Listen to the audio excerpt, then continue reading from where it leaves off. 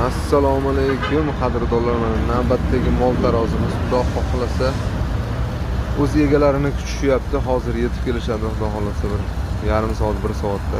Tayyor qilib qo'ydik mol tarozimizni. 2 tonnaga nastroyka qilib qo'yganmiz. 2 tonnali mol tarozimiz.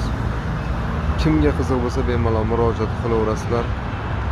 Manzil Namangan viloyati Qop tumani. Razmerlari 2 ga 1 metr.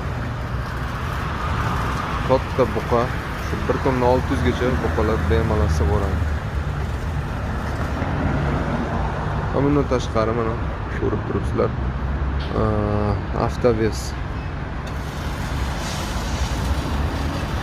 120 tonnali tarozimiz yasalyapti. Bu birinchi platforma, tepasidagi ikkinchi platforma, bunisi uchinchi platforma. Uchalasi ulanganda bu 18 metrli tarozi bo'ladi. Tarozlarimiz zakatofda mana. Наличие есть. Qo'y tarozimiz ham xuddi shu yerda mana. Hop. 120 ga, eniga 70, balandligi 80 bo'lgan qo'y tarozimiz. Ko'tarish quvvati 500 kg ga moslashtirilgan.